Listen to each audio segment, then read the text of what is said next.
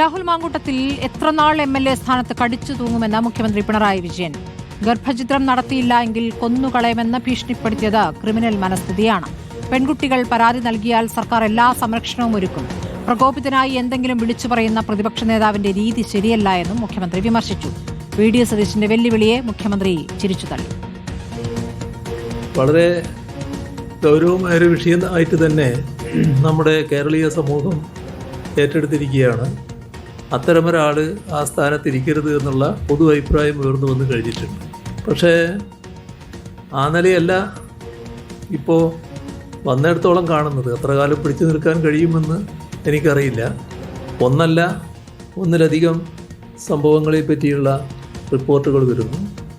ഒരു സംഭാഷണത്തിൻ്റെ ഭാഗത്ത് ഗർഭസ്ഥ ശിശുവിനെ ആ ഗർഭം അലസിപ്പിക്കുക എന്നുള്ളത് മാത്രമല്ല, അങ്ങനെ അലസിയില്ലെങ്കിൽ ആ ഗർഭം ധരിച്ച യുവതിയെ കൊല്ലാൻ വലിയ സമയം വേണ്ട എന്ന് വരെ പറയുന്നിടത്തേക്ക് എത്തുന്ന അവസ്ഥ.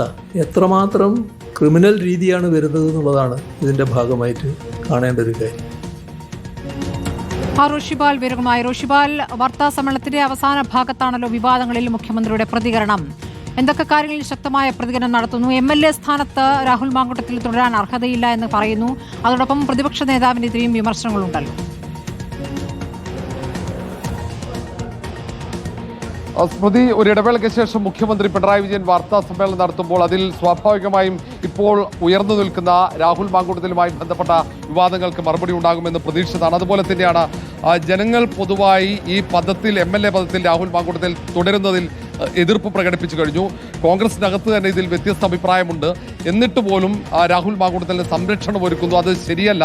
ആ പദവിയിൽ തുടരണമോ എന്ന കാര്യത്തിൽ ഒരു തീരുമാനം എടുക്കേണ്ടത് കോൺഗ്രസ് ആണ് എന്ന രീതിയിലാണ് മുഖ്യമന്ത്രിയുടെ പ്രതികരണം. മാത്രവുമല്ല, ഈ കാര്യത്തിൽ സർക്കാർ സ്വീകരിക്കേണ്ട നടപടികൾ, നിയമ നടപടികൾ ഏതൊക്കെ തരത്തിൽ സ്വീകരിക്കാമോ അത് സ്വീകരിക്കുമെന്ന് മുഖ്യമന്ത്രി പറയുമ്പോൾ, ഏതെങ്കിലും തരത്തിൽ ഇരകളായവർക്ക് പരാതി നൽകണമെങ്കിൽ അവർക്ക് നൽകാം.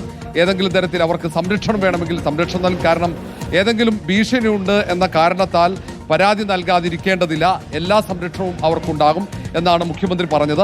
ഏതായാലും ഏറ്റവും മോശമായ ഒരു വിവരങ്ങളാണ് പുറത്തു വന്നത്.